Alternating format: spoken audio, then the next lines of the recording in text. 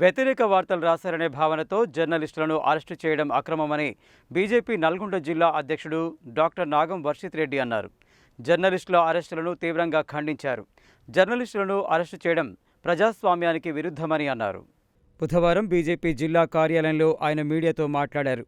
జర్నలిస్టులను అర్ధరాత్రి సమయంలో అరెస్టు చేయడం ప్రజాస్వామ్యాన్ని హత్య చేయడంతో సమానమని అన్నారు. మీడియాలో ఎన్నో కథనాలు వస్తుంటాయని, ఒకవేళ అవి తప్పుడు వార్తా కథనాలు అయితే నోటీసులు ఇచ్చి వివరణ కోరాలి తప్ప అర్ధరాత్రి పూట ఇళ్లల్లో చొరబడి జర్నలిస్టులను అరెస్టు చేయడం ఏ రకమైన ప్రజాస్వామ్యమని ప్రశ్నించారు. మహిళా జర్నలిస్టులను సైతం ఇళ్లల్లోకి చొరబడి అరెస్టు చేయడాన్ని తీవ్రంగా ఖండించారు. చాలా మీడియాలలో ఇందుకు సంబంధించిన వార్తలు వచ్చాయని, మరి వారికి లీకులు ఇచ్చింది ఎవరని, అది రేవంత్ సర్కార్ చేసిన పని కాదా అని ప్రశ్నించారు. రాష్ట్రంలోని అన్ని వర్గాల ప్రజలను అణిచివేసే ధోరణితో రేవంత్ రెడ్డి ప్రభుత్వం వ్యవహరిస్తోందని మండిపడ్డారు.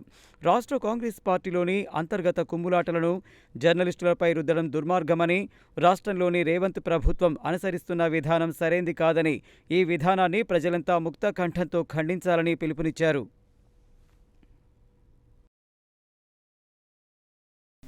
ఎన్టీవీ ఇన్పుట్ ఎడిటర్ మరియు సీనియర్ జర్నలిస్ట్ని అక్రమంగా అరెస్ట్ చేయడాన్ని భారతీయ జనతా పార్టీ తీవ్రంగా ఖండిస్తూ ఉన్నది.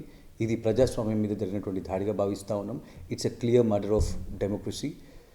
ఈరోజు ప్రజాస్వామ్యంలో అనేక కథనాలు అనేక ఛానల్స్ మరి ప్రచురిస్తాయి. అవి తప్పైతే మరి మీరు వారిని విచారణ చేయాలి, మీరు నోటీసులు ఇవ్వాలి. కానీ చెప్పబెట్టకుండా దారుణంగా మరి వారి ఆఫీసుల మీద పడి, వారి ఇళ్ళల మీద పడి, రాత్రి మహిళా జర్నలిస్టుల ఇంటి మీద పడి దాడులు చేయడాన్ని మేము తీవ్రంగా ఖండిస్తూ ఉన్నాము. మరి ఈ లీకులు ఇచ్చింది ఎవరు? ఈరోజు సోషల్ మీడియా కావచ్చు, మీడియా కావచ్చు, ఈ యొక్క లీకులు ఇచ్చింది కాంగ్రెస్ పార్టీ, రేవంత్ రెడ్డి సర్కార్ కాదని ప్రశ్నిస్తూ ఉన్నాము.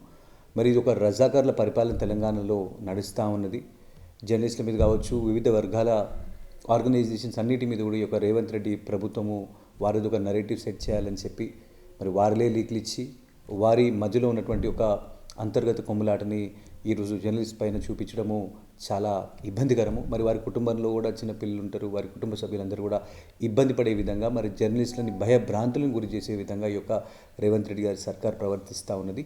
మరి ఈ యొక్క ప్రవర్తన సరికాదు. ప్రజాస్వామ్యంలో ఇలాంటివి జరిగినప్పుడు ప్రజలందరూ కూడా ఒకటి దీన్ని ఖండించాల్సినటువంటి అవసరం ఉన్నది. కాబట్టి మరి ఎన్టీవీ మీద ఈ యొక్క దాడిగా మేము భావించట్లేదు. మరి యావత్ జర్నలిస్ట్ మీద జరిగినటువంటి ఈ యొక్క అక్రమ అరెస్టులని మేము తీవ్రంగా ఖండిస్తాము.